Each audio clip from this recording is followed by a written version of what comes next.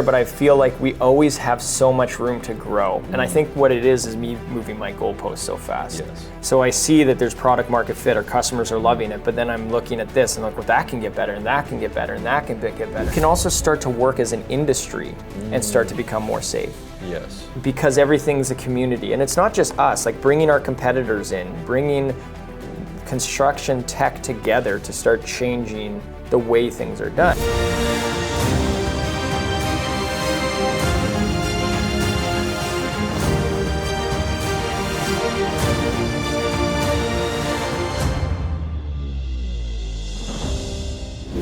Hey, welcome back to another episode of the Dan Lok Show. As you know, I always want to interview fascinating entrepreneurs and tech founders. And today I have a new friend with me joining us in my studio. If you follow my work, you know that we've been doing a lot of interviews virtually, but it's nice to have someone in the studio, in the office, and actually kind of talk about his journey and what it's like to be a founder, right? So maybe Gabe, share with us a little bit your background and your background in construction, then we'll transition into like how you transition to a tech company. That'll be fascinating. Yeah, it's interesting. It's a good question. I get asked a lot, how did you end up in tech coming from construction? Yes. And I can tell you that was not the path I was headed down. I didn't even own a laptop 5 years ago. So it's pretty interesting. I'm a grassroots construction guy. I started with a hammer and a shovel in my hand. Yes. Actually working in Vancouver on high-rise construction. Cool. A local company, Cressy Developments. And I worked my way up from there. Started to become a carpenter apprenticeship, and then I actually started to work with a subcontractor of Cressy, and focused on window installation in high rises. Oh, interesting. Okay. So talk about high risk. Yes. I was also scared of heights. Wow. So it was a big transition, and from there I worked my way up in that company over 10 years to a partnership role with them, and running the Western Canadian division. We had about 100 employees, and between Alberta and British Columbia. At a young age. At a young age. Yes. I was very fortunate. I started working there when I was 22, and the owner had started it 30 years. It took him to get to where he was. Yes. And he was amazing. He just let me grow. So was he kind of like your mentor in some way? In many ways, absolutely. Yes, yeah, okay. Absolutely. He taught me a lot and also let me learn, which I think is huge. You got to let people learn. It's not always the micromanagement, and I think that was awesome for my career and allow me to work through the fear of trying new things and taking like then you kind of transition to a leadership position where you're managing a pretty big team of people, right? Yeah, absolutely. I started a little bit into the leadership role when I was about 23 years old. Wow. 24, and then worked my way up. The last 6 years of that career was running that Western. But he must see something in you that like, hey, he's a young guy that's ambitious, that's hardworking, right? Yeah, we met actually on a project for Cressy where they had the company that they were working for, there were some deficiencies, we call it, on site that they had to repair. And I was always staying late and working and helping them, and that's, I guess I caught his eye. Yes. And then from there... what are some of the key things you've learned from him, like during that period of time, business-wise? The biggest thing is to not sweat I wouldn't say it's the small stuff, but to prioritize the things that you need to worry about. So I used to, when I was really young, everything that came across my plate had to be done right away, had to be in the trenches, get it done. If somebody that was working with me couldn't do it, I'd go do it myself. And I was literally driving around Vancouver like a chicken with my head cut off, just going from one place to the other. Putting out fires, but also I had trouble transitioning from, like I said, grassroots construction, shovel and a hammer, working physically. Transitioning from working physically to management was hard because I felt like I wasn't working naturally unless I was physically working. Yes. And then I learned, probably it took me till my mid-20s to realize, no, if I'm physically working, I'm taking away from that management role and the vision and the ability to clear the path for the workers. And then I had another transition when I started Salus, but that's later down the path. And did you come up with the idea because you saw an opportunity or something that's a need that's not being fulfilled? Like how did you go from that to that? Yeah, so like I said, my journey was to take over or be deeper partners in that business. Yes. I didn't have an understanding of software, to be honest. Our Yes. tech stack, which Yes. I learned in the last 5 years what that even meant, was emails, Yes. and we got Dropbox the last 2 years that I was working there. Wow. We had flip phones 5 years ago. The tough phones, the mic phones, where you could drop it from the 10th floor into concrete and chip it up, and it would still work. But yeah, the catalyst for the change was something that happened in the industry. So we see it now more in society. Safety is more at the forefront. It's more present because of COVID and everything else. Yes. But 7 years ago was the transition in my world, in construction, where it turned from safety being protective equipment, hard hats, steel-toe boots, to changing to what we call field level compliance, which is actually proving that you have a safety program and process. You have a safety manual that outlines all the safe ways to do your task. And then from there, having to prove that you're doing it by documenting, filling out forms. Yes. So that not only does it protect the worker by making them stop and think, but it also protects the business. Yes. If something happens in the future. Liability and everything. Else. Yep. And that was a very difficult transition. Yeah. So you're talking about an industry where 80% of the industry is field level workers. There's some insecurity there around reading, writing, paperwork. I'm one of those people. Yes. And so there's an immediate wall that goes up around, wait, what? We have to do paperwork every day? Yes. I'm busy enough just doing the work, and now I got to have. And I didn't paperwork. join the trades to do paperwork. Yes. So it started with that culture shock and that shift that we had to do internally to get that adoption and explain the meaning behind it and the reasons we're doing it. Yes. We got that. We got there. But the result of that was an administrative nightmare. I can imagine. I mean, we're not in an office, right? So Yeah, we literally had to get people to drive paperwork to site and pick it up. Wow. So by the time it comes back to the office, it's 3 weeks So a lot later. of inefficiency. Incredible amount. Okay. Incredible. And we actually had an incident that happened on a site where somebody almost died. Oh, wow. And it was horrible. And there was an investigation, and the investigation showed that there was some paperwork that was missing and some stuff that wasn't done. And I got written up at the top of the company. Yes. And at that point, I realized, how can we progress from where we are? Because by the time that paperwork came back, it would have been 3 weeks later. Wow. So and if somebody did pass away, I could have gone to jail potentially. We could have lost our home. The company could have gone under. The risk is so high. Yes. And at that point, I said, look, there's got to be a better way. So even insurance doesn't cover that? It covers insurance to a degree? covers it to a degree, but you're still criminally liable if you're, Got it. there's a lot of. So then it sounds to me that it's from a more reactive approach to Very more much. a preventive approach. Yeah. But when that happens, there's this gap in inefficiency, right? How do we actually implement this? Yeah, the safety ecosystem, the way it is now, is just there's so many balls in the air that people have to manage. And it was becoming so overwhelming with us that it felt like we were drowning. Yeah. We were treading water 4 feet under. Yeah.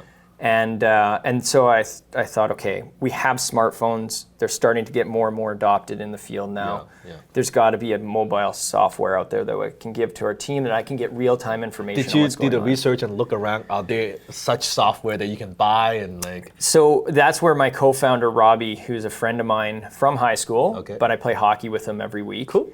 And I knew he was in software, but I didn't really know what he did. Okay. And so I found out what he did, and it was just before that incident happened, and then I guess that all kind of triggered my mind to think, hey, maybe there's something we can do here. Okay. So I talked to him. That was 5 years ago? That was 4 years ago. 4 years ago, okay. Yeah. Okay.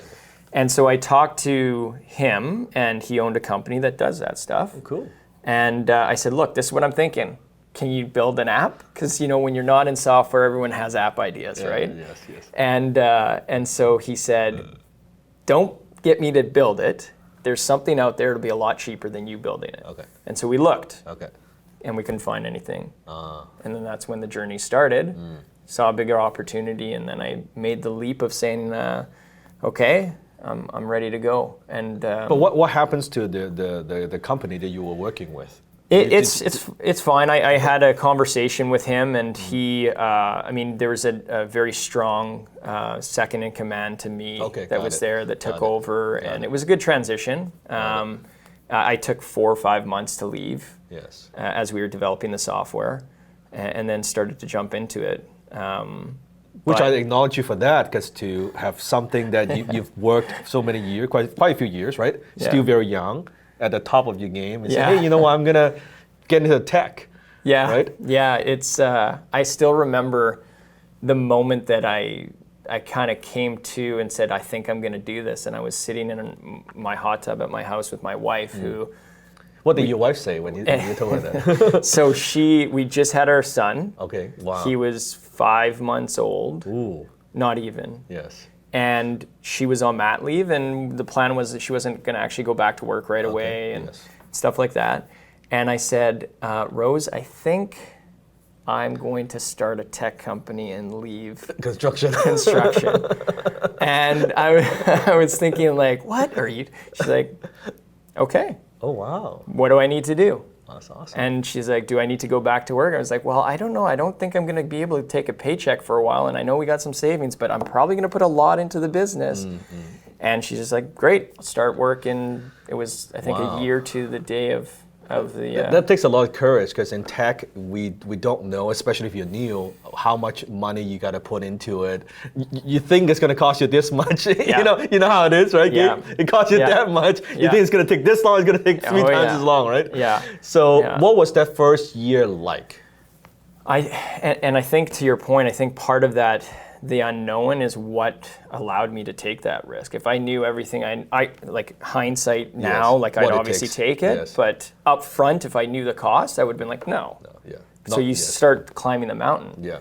And that's... Then you're like halfway looking Yeah. down. Well, I'm kind of Yeah. stuck. And then and the conversation, I was always like, well, I'm going to put this much money into it. And Yes. if we kind of see some light at the end of the tunnel, we'll keep going. Yes. Keep climbing the ladder. Yes. And it just never stopped. So the first year was myself and Robbie and my brother actually started to come work with us 4 months into it. Good. So just 3 guys. 3 guys. Yeah. And did you raise any money, or did you just like kind of bootstrap in the beginning? We bootstrapped it for the first year. Okay. And then we started to bring in some convertible notes, some friends and family. Some angels, okay. Some angels, And yeah. then the first year, did you see any revenue coming in, or was it just developing the product, or was that like? It was predominantly developing the product for the first 7 months, and then we months, brought in. I had a lot of industry connections. Yes, of course, with the connections. of Yeah, course. so I brought in a couple companies, and the first thing I said to everyone is like, here, 6, like I know you know me as a window installation manager and knew me as somebody that didn't know tech. Yeah. So try the product. Tried it out. I hired people that know more about tech, don't worry. 6 months, no cost. At the end, if you want to sign up, you Yes. can. Almost like a beta test group. It's a Let bit. them- It was yeah, got absolutely. And now when I look back at how it was, the way we rolled it out with the product, the way it was, I think to myself, how did we even get people to use it? Because it was so basic. We didn't even have a web app. We had a mobile app, and that was it. Okay. But it's also the timing of the industry. The industry is one of the last frontiers for adopting technology, especially at a field level. Yes. So not so much now. Now, I mean, it still is, but there's a lot more traffic there. What was the pricing model? Like, how did you charge once you, like, is it per company, per user, or like? Now or how we...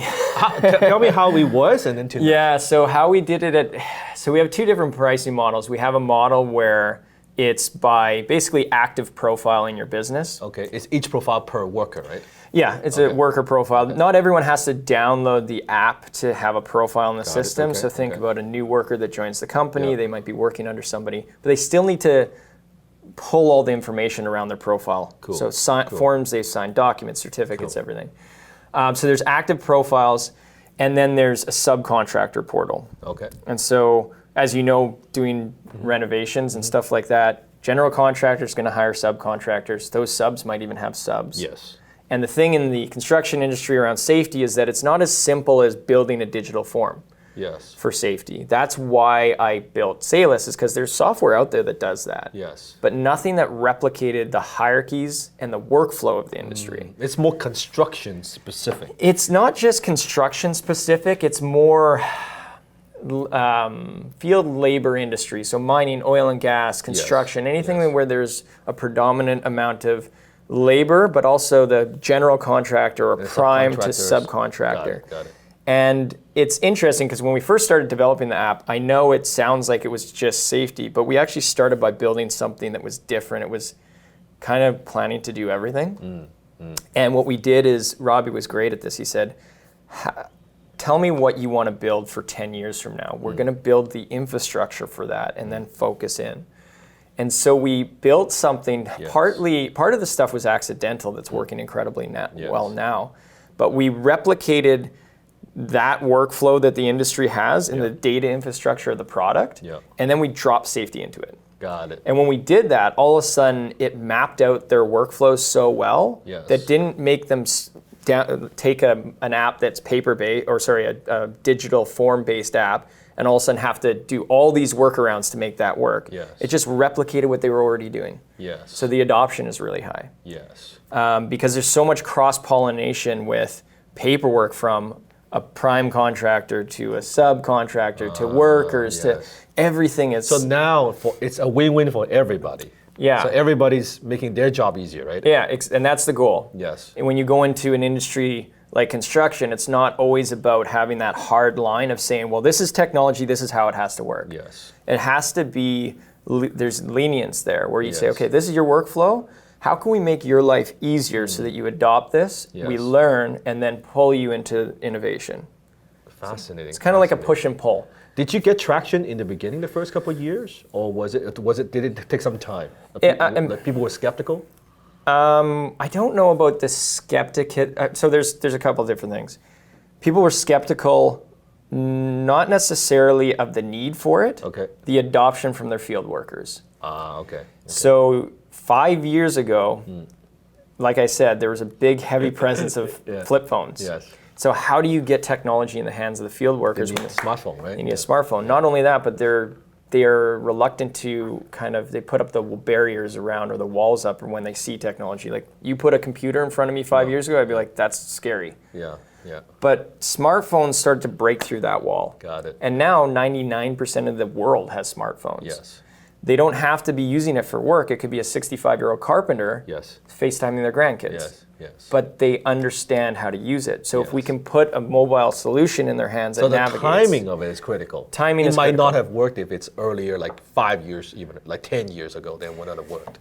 10 years ago is tough. We have some competitors that have great products, but they have some walls and barriers in their product because they couldn't start mobile first. And safety has changed so much in the last 7 years. If you build something 10 years ago, the understanding that you would have had of safety is completely different than it is now.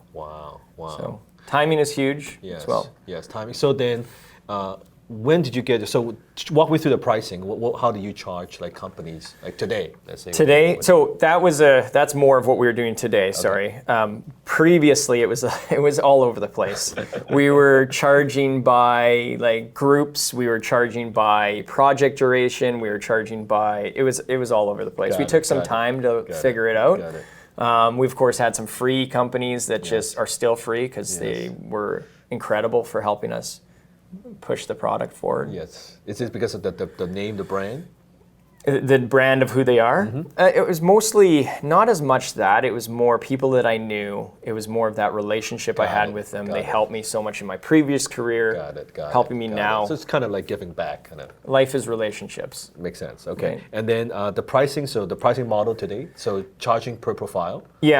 Charging per profile, depending, and it scales depending on the size. What's the average, let's say, annual value per client? It goes, for the focus that we have right now, mid-market, it's probably around 6,000. But we have customers that pay over 100,000, customers that pay, some of our earlier customers pay under. We actually have a foundation, Salus Foundation, because construction is made up of a lot of smaller companies that don't have the resources to let alone find safety consultants or safety officers, don't have the budget to pay for software. And they get left in the dust. And they're the weakest link always on a job site. So we have an under 10 worker subscription for $500. Oh, cool. That's just to help them out. When they grow into a bigger one. So it's kind of like a built-in customer base in the future. Exactly. And help the industry, give back to the industry. And then during the 5 years of like when you're growing, building it, when did you feel like, okay, now we've got something. Like this is like the first year probably didn't make much money, right? The first year was very difficult. And then like when did you feel like, I think we got something here? I feel it's an interesting question for me. I don't know if all founders feel this way, but I feel like I've always felt like we had something, but I also feel like we don't have it yet. Okay. If that makes sense. You feel like the market is there, but I don't know if the product is quite... No, I feel like that's there, but I feel like we always have so much room to grow. And I think what it is me moving my goalposts so fast. Yes. So I see that there's product market fit, or customers are loving it, but then I'm looking at this and like, well, that can get better, and that can get better, and that can get better. And if we don't do this, then... And so I'm always playing the game of, I personally feel like I should probably focus a bit more on some of the positivity and look back at what we've created more. Yes. And I encourage our team to do that. Yes. But how often do I do that? I probably need to get better. Yes. Because I'm always focused What's on next? What's next? Yeah. Where are we weak? Where can we improve? Yes. And so you get, I find I get trapped in that sometimes. Yes. We don't take the time to kind of celebrate and smell the roses a bit, right? Yeah, Yes. It's a double-edged sword. The biggest thing that drives you forward also causes you turmoil. Yes. And then, did you raise another round, like as you go on? Did you get into rounds of funding? So we did some convertible notes, and then the 2.5-year mark. Yes. 3-year mark, 2.5. We raised a seed round. Seed round. Yeah. Okay. Yeah, some seed round. And then based on what's the valuation back then? Valuation back then was 15 million post. Okay, cool. Yeah, cool. Okay, and now you're in the new office, expanding the team. When the pandemic hit, did it affect the business? What was that like? Yeah, that was interesting because it was right after we did our last convertible note round, and we had money in the bank. Yes. But as you know, in tech, you're always growing. It's when you're going to growth, and we hit the pandemic. Yes. And right away, everything went dead for sales. Wow. Within, and I'm sure so many people can say that, right? Yeah. We're not in the restaurant industry. We're okay compared to what they experienced. But it was we had a decision to make. We talked internally, okay, we have some money to ride this out. 5 months from now, it should be done. Yes. Right? Yes.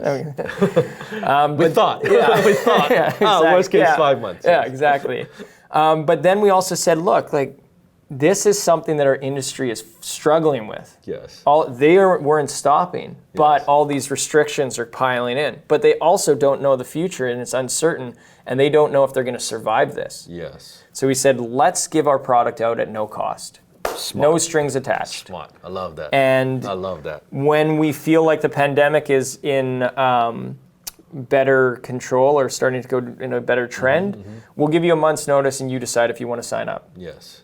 And we got an incredible amount of traction. Yes. And we got... Is it also because when things dies down, there's more time to, I didn't have time to do this stuff before, now, okay, I would say that it wasn't that the industry was slowing down, because construction didn't stop. Yes. It was more that they were really concerned. The reason the phone calls stopped is because they didn't know if they were going to make it financially, because they thought contracts would get pulled, this is going to shut down. Yes. So they were still incredibly busy, but they had this new burden. Yes. How do I start implementing safety and figuring out COVID self-assessments and all this other stuff? And super smart though, but so you give the products away. I think also that builds a lot of goodwill in the marketplace, right? Yeah. It's during uncertain times. Of course. And then of course later on did you see a big percentage of the people when you say, hey, now we're gonna go from free to paid? Did you see the uptick rate? Was it good? It was pretty good. I mean, we did a good qualification process. Okay. It was to make sure it's the right fit, and they weren't just wasting their time with it for both our sakes. Yes. We actually took our entire sales team and turned them into customer success managers during that time. I love that. Great. And it was great because they learned way more about the product. Yeah. And then when they became sales again, they were so much stronger. Yeah. It's a consultative kind of sales anyway. 100%. And we take that approach regardless. Yeah. Sandler approach. Yeah, Sandler, yes. Yeah. And so it was exciting. We had a good conversion. I think it was about 60% conversion from that, and a record sales month. Yes, and your product is highly sticky anyway. Very sticky. Once they use it, they're not going to say, oh, we're going to stop using it. We don't care about safety anymore. It's not going to happen. If you start using it, they stick with it. The only risk you have, especially at the early times, is the field going to adopt it? Yeah. Yeah. And is there safety officers that are running with it and pushing it out. And we've since built our customer success and support team out to facilitate and enable. And I mean, before that, it was my brother, and that's it. Running all of support. Yes. And how big is your team now? We have 31 employees now. Cool. Very cool. Very cool. Yeah, so. And then so now the pandemic, what's going on? Do you have customers on like just in Vancouver, or is it over North America? That's where we started. Okay. It was Vancouver. Now we're North America wide and into Australia as well. Oh wow. Not our focus was Canada up until June. And then we started focusing into the US. Yes. We haven't actually focused in Australia yet. They've just been coming inbound. Got it. Because they're in the global spectrum of safety. Australia and the UK are kind of leading the charge. Yes. Canada behind, and the US is a little bit behind us. Yes. But coming fast. It's just all changing. And when you are expanding to US, do you see any differences? Like how do you tap into that market? It is a bit different. I find that the mindset around safety is the same. It's just where you are in that process. Even in Canada, you can go from British Columbia to Alberta to Ontario to. Yeah, exactly. It's different levels of adopting the mindset. They're all going the same way. Yes. But it's just, they're 1 year behind or they're 2 years ahead. Yes. Like Alberta's farther ahead, in my opinion, than most provinces. Yes. In the implementation aspect. Yes. We have companies that are pool repair companies that are core certified, which is like basically a stamp of approval, like a Nexus card, that are using our platform, and they have 8 employees. Right? Yes. Whereas if you go in British Columbia, you probably wouldn't find those companies at that level yet. And the same in the US. The US is just a little farther behind in certain regards and it goes state by state too, industry by industry. But it's exciting time, especially working with people like Amandeep and stuff, bringing her from the construction safety community as a thought leader. Yes. It's huge. It's huge that we have platforms for thought leadership and stuff like that. And Gabe, what advice would you have like for entrepreneurs, maybe tech entrepreneurs or any founders, right? Through your journey, what are some of the key lessons that you could share with my audience? Like looking back, hey, I would have done that differently, or I would not have done that at all. Like, what are some of the key lessons? I think that there's a lot. I mean, you can always look back and do things different. You can look back and say, if I knew what I knew now, I could do this so much better. But I think at the end of the day, so much you have to experience for yourself to learn. You can have advisors, and they're incredibly important and valuable. Yes. But you do have to experience. And in order to experience, you have to start the journey. Yeah. So the mountain you create in your mind is always going to be bigger than if you just start. When I first started in high-rise construction, I looked up at a high-rise and I said, how do they do this? If I ever know how this goes together, I feel like I'm at the top of the world. Yeah. And within 2 years, I knew how that worked, and it wasn't intimidating. And I could walk into any high-rise construction site and understand the entire workings of it.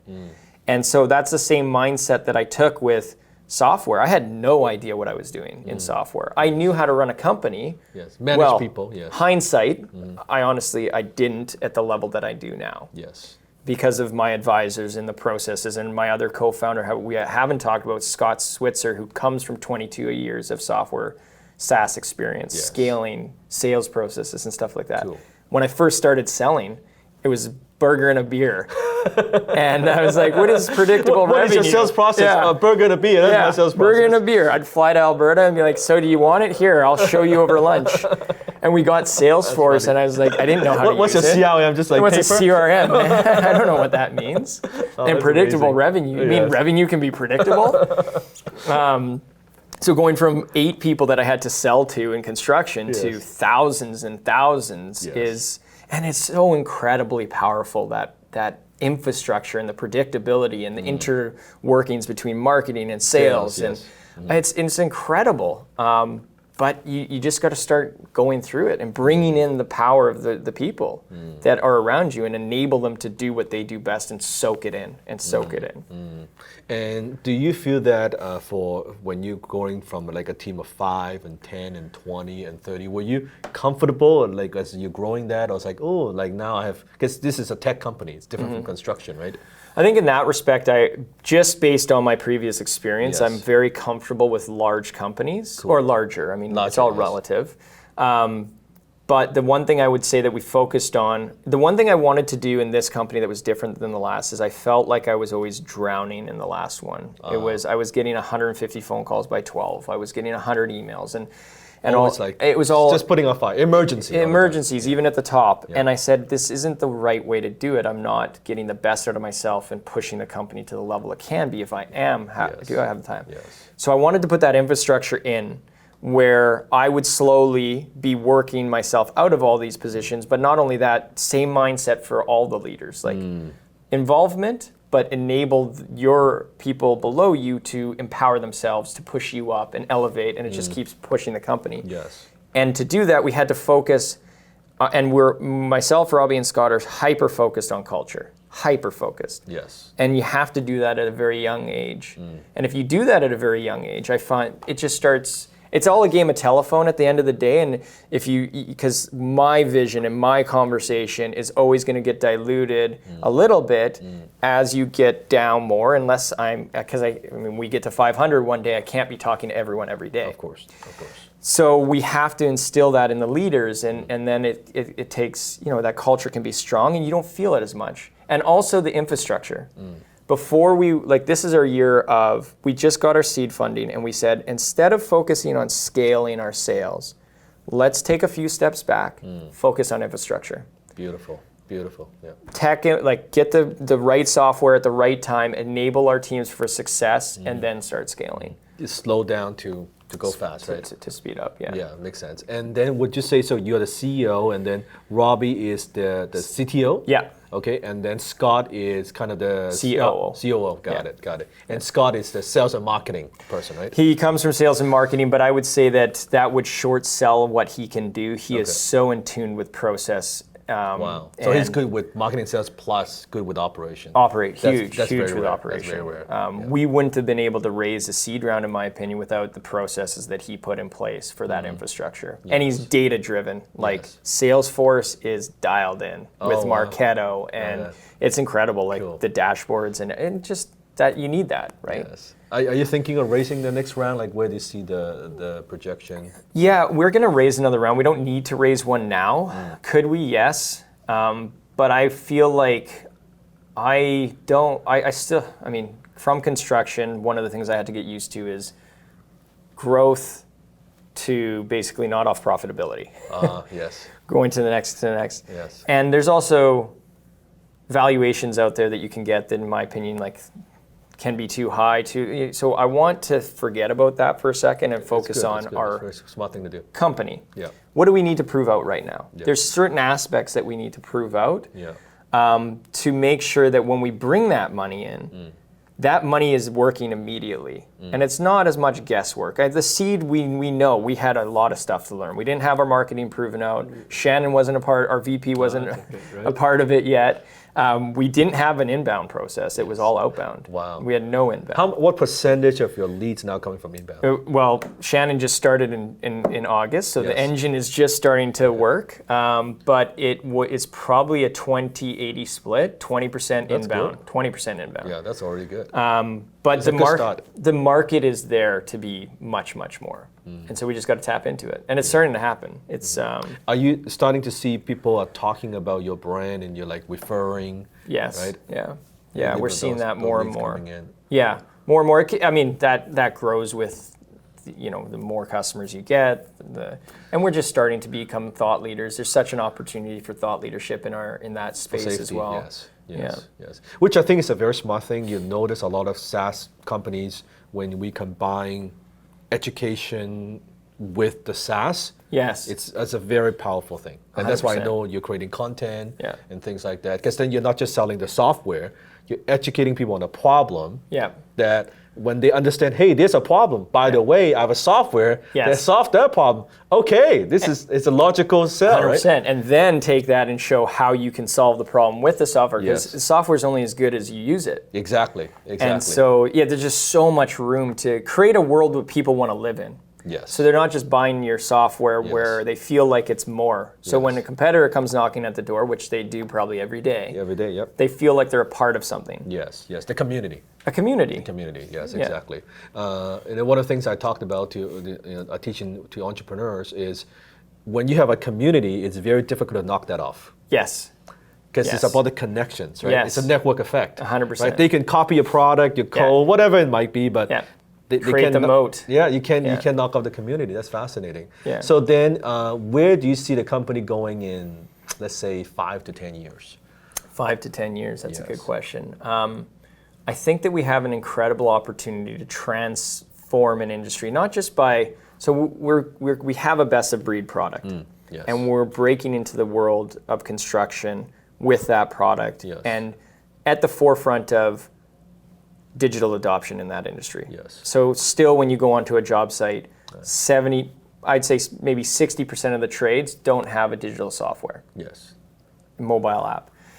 But so there's that aspect. Yes. But there's also the aspect of once you start collecting that data and start connecting people, because our software is different. There's actually, people are fitting into a puzzle. It's creating a network effect within itself, because like I said, we replicated the workflows.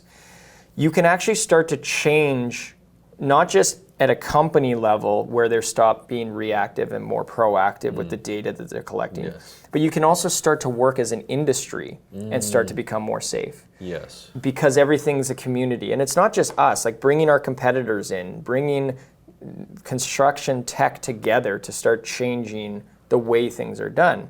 Wow. As an example, I was in window installation. Yes. There's a window that fell off a high-rise here multiple times in my career, but one in particular that fell in the middle of Georgia Street.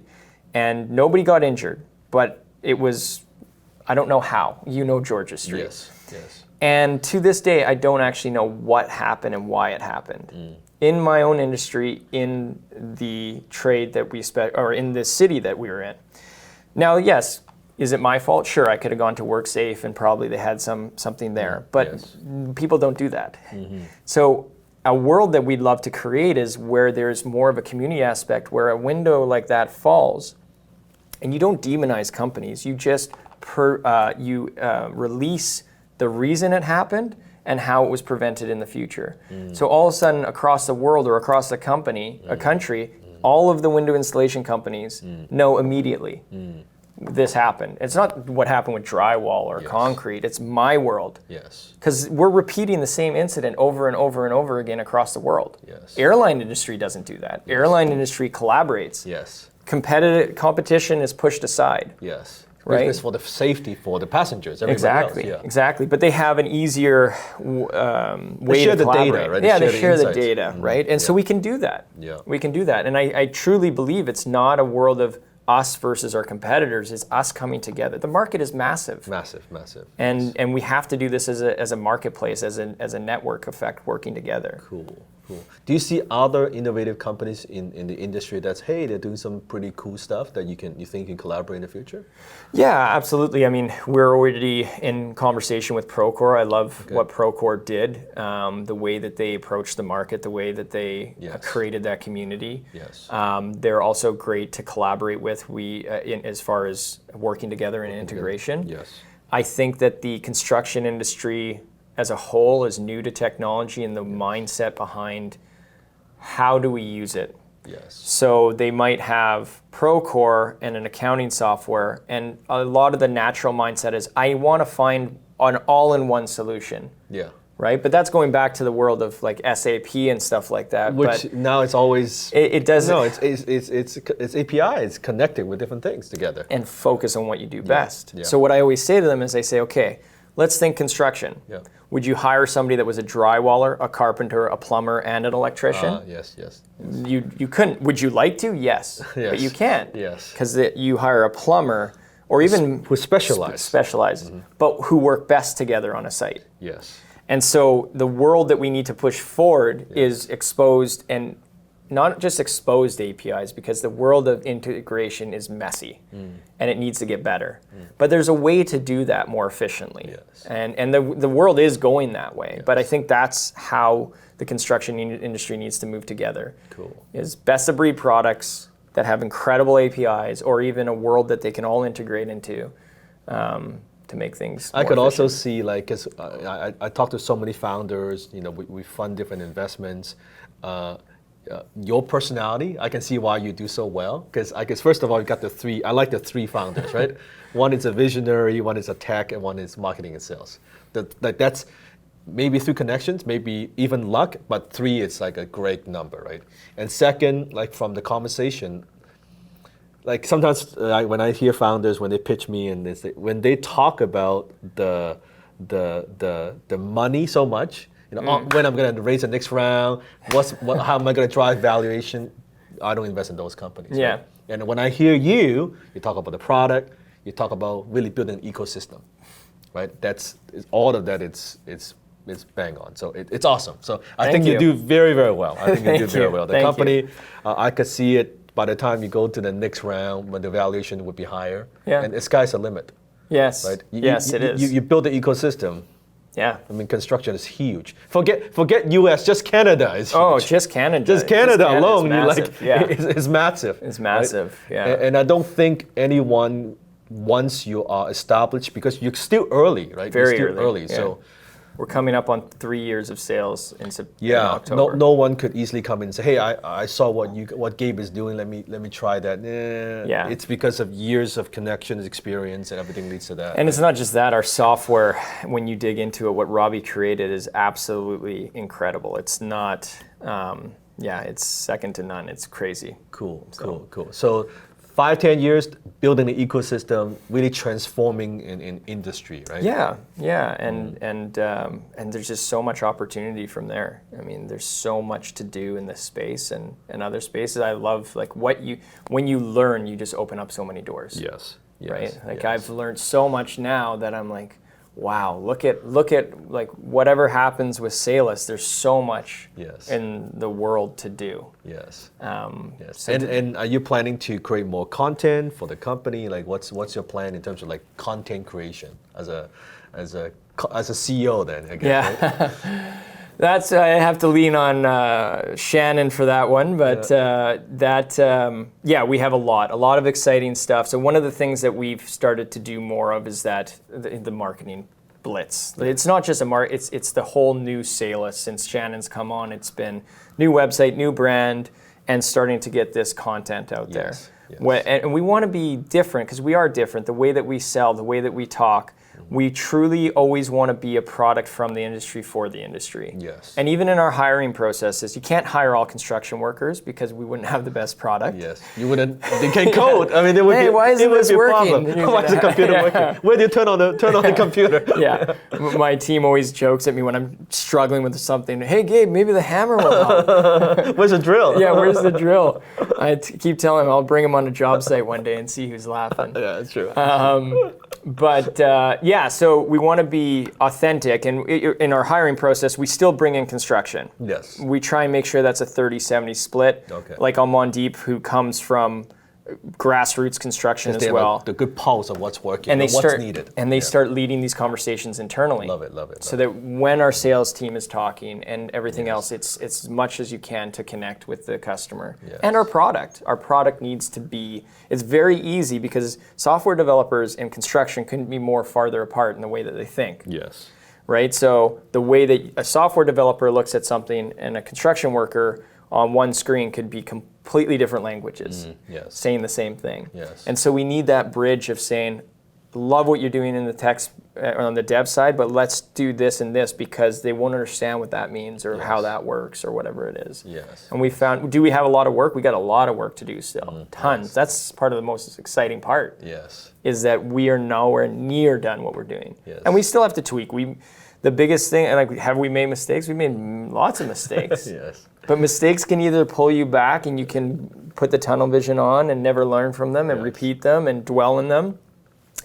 Or you can have them happen, learn from them, and actually push your company farther, faster than if they never happened. Yes. And that's what it's painful. I'm also curious. Incredibly now, looking painful. back, your wife Rose, right? Yes. What does she think of all this now? I mean, my wife for starters is a superhero. She is not like, you have all the Marvel stuff. She's a character out of there. Yes. My wife, She, for starters, always says it's incredible how well you're doing. And I was like, what? Like, what do you mean we're doing well? I was like, this is happening. We got to go better here. Yeah. But she is just unbelievable. We are such an incredible team. She is actually a project manager in the construction industry as well. Nice. Wow. Is that how you guys met? We did. We met on the Cressy job site. She also is an actor. Oh, wow. She also just wrote her own film and just filmed it 2 weeks ago. Wow. With a film crew and everything. And so together, it's just like, I'm down, she'll pump me up. She's down, I'll pump her up. Yes. She's I wouldn't be able to do this without her because she's just a rock. So she always believes in you and knew that, hey, you could do this. Even when we first started, again, I don't know sales, so cold calling for me with no training was terrible. Just terrible. I can imagine. Yeah. And a beer doesn't work. And so I'd be sitting on the couch some days, it's like 12 o'clock, and she'd come home from work and I'd just be sitting there and she could tell I'm just in a rut. Like, I haven't closed even a demo in the last 2 weeks. Yes. And she's like, well, sitting on the couch isn't going to do anything. Get off your ass and go. And of course, like, it turns into an argument because, like, how, what are you talking about? You don't know what. And then the next day, I'm on the phones and I'm calling people. That's awesome. So it's good. Beautiful. For my audience, because we have millions and millions of downloads for the show. If they want to get in touch with you or follow you on social media or even collaboration opportunities, or they may be from construction industry as well. So what's the best way to get in touch with your company and to follow you on social media? Yeah, to follow me on social media. This is stuff I'm new at, so you guys might have to yell out how to follow me on social media. I am on LinkedIn. Yes. Gabriel Guetta. Yes. I'm gonna put a link on the yeah, page. Okay, so good. We'll do that. I have Instagram and Twitter. I'm not active yet. This is, again, a project of our VP of Marketing, Shannon, who is going to get me more entrenched in this. Yes. And we have a website. By the way, like, for interview, you did incredibly good, just so you know. Thank you. You did very good. This is still new to me, but again, just try it. Get out there, do it. Yes. But I would love talking to people. So if anyone does want to collaborate, if they're an entrepreneur, I love to give my perspective. And talk about it. Everyone finds their own way of doing things. It's not always just, my advisor told me this way, it was successful for them. I have to do it that way. So that's why I find it's good to talk to many people. Some things people might not agree with the way I did it, or vice versa. So, but it's fun. Website, email, all of that type of stuff. I'm not on Instagram really, but yeah. You will soon, maybe. I will be soon. You will soon, maybe. What is... Have to follow your lead a little bit. Thank you. What's one, last question, what's one quote that's impacted your life? Ooh, one quote. I don't know if I have a quote that's meaningful, maybe from somebody or from a book, or from a mentor, anyone. Let me think about that. Take your time. Or maybe from Scott, from Robbie. I'm not the best with quotes and stuff like that, but I think the biggest thing that one of my advisors has told me recently is to try and be in the moment more, to try and really, I find my mind is always racing, and I'm always 2 years ahead, 5 months ahead, thinking about the past or things that haven't happened. And you can dwell on those things that are moving around you so fast, and you have to try and stop, be in the moment, be present. Yes. Not only that, I find that it's also not just work. Work is what people love to talk about. Yes. Work is what gets people excited because it drives people in so many ways. But to me, it's family. One of my biggest fears of starting a business was you always hear about people that are incredibly successful, but they look back at their life and they don't know their kids, they don't know their family and stuff like that. And a big fear was that I'm going to fall into that because my dad was not like that. He owned his own business, but he had no employees. He coached all my sports, and he was always present. He's always there for you. And my mom. Yeah. And my personality is to keep pushing the limits and pushing the limits and pushing the limits. But at the same time, that puts a can put a lot of strain on, am I going to be there? Yeah. And so for me, it was be present wasn't necessarily always work. Work is, that's very valuable. But for me, it was more around my children. Because when you're at home, you only have one chance Yes. with them. Business, you have as many chances as you want. Yes. Yes. With my kids, I have my daughter who's 1.5 years and my son who's 4.5. Yes. And those moments that you miss, you'll never get back. Yes. And when you're with them, if you're on your more phone present. and you're worried about work Yes. and you're doing all this other stuff, you're not present in the moment with them. And that to me is incredibly valuable. And That's great piece of advice for entrepreneurs, for any entrepreneurs. Yeah. For any entrepreneurs. That's the core. That's what life, to me, family. Not if you don't have kids, whatever, but there's more to the world than just Success, work. yes. And success, I would say, is that's there's many different levels of success. Definitions right? of it too, Definitions of it, right? For sure, for sure. Yeah. Awesome, awesome. Well, Gabe, thank you for being on the show. Thank you for Thank you. being here. Make sure you go check out his Instagram once he has it. Connect with him on LinkedIn and also check out his website as well. Yeah, absolutely. Awesome.